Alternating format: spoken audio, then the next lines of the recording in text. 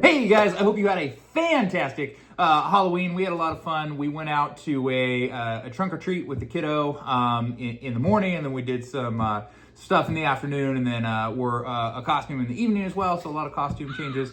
I want to show off a costume that I wore at our trunk or treat, my kid-friendly one, and then we'll talk about what we're doing with the channel. I do have enough silicone masks that I could make it weekly until next Halloween, and enough costumes that I could go to the Halloween after. But once a week just seems a little ridiculous in non-Halloween season, so I think we'll go to like monthly, show off something cool. One of my costumes makes more sense for December. It's not Santa Claus or the Grinch, but we'll check that one out then. But I want to show off my trunk or treat costume, which is our little friend here. So this is a crate puppet. He is silicone. The tail is separate.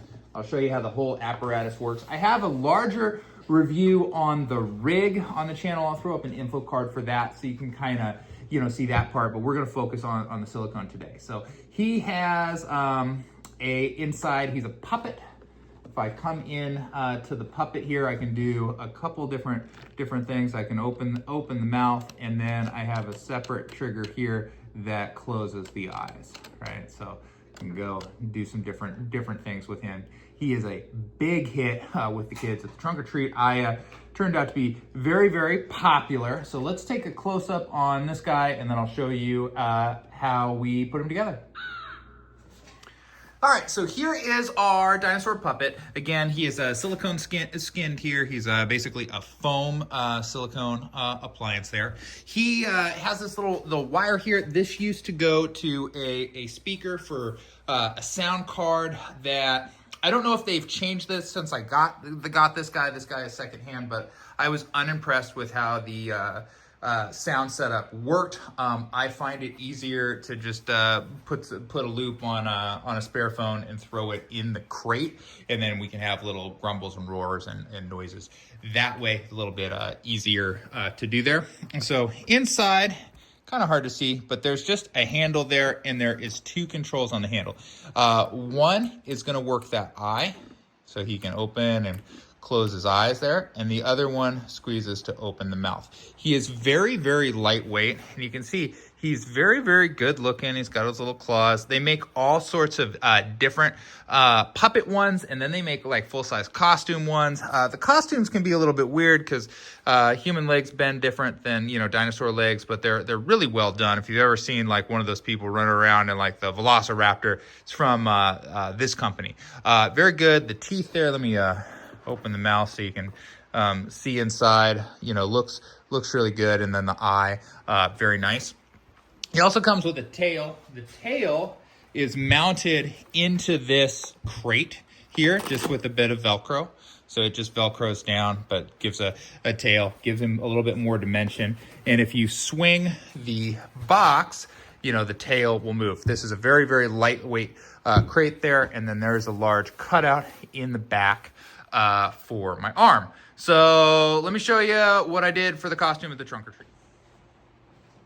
So here he is. This is what I wore around for the trunk or treat. I just got this little Jurassic Park rain jacket here. It's a Nedry costume that I got spared Halloween for like 20 bucks or whatnot that I picked up, and then I just walked around with this guy, and he could look at things and be inquisitive.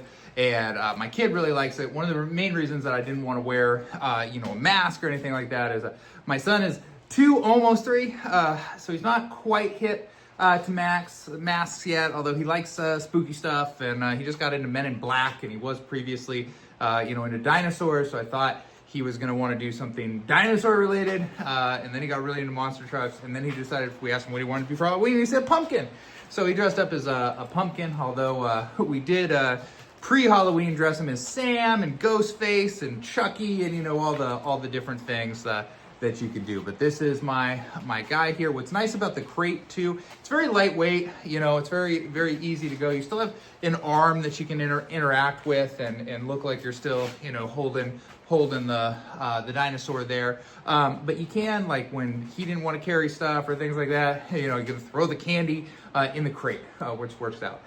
These are also pretty cool. This is just, again, it's like a mounted mannequin arm over there. This jacket, I wish it was a slightly bigger so it would cover that just a little bit. I have some other jackets and stuff that I've worn with it in the past that work out a little bit better, but it was pouring, so having the Jurassic Park rain jacket worked out really well. But if you have one of these crates, you know, you have a lot of possibilities of different stuff that you can put in the crate. And I have another puppet that is very, very cool. So I'm just gonna switch out the puppet really quick and introduce you to another one of my friends. So I have another little friend that we can show off here. This is Captain from the fan film Critters All You Can Eat, which came out, I think, last year. And this was the star Captain here. So he's just a really good looking Critters puppet. So you can put your crate in a crate here and, you know, interact with people as well. So having one of these little, you know, fake arm rigs is relatively easy to make. You know, if you get like a foam arm or a mannequin arm,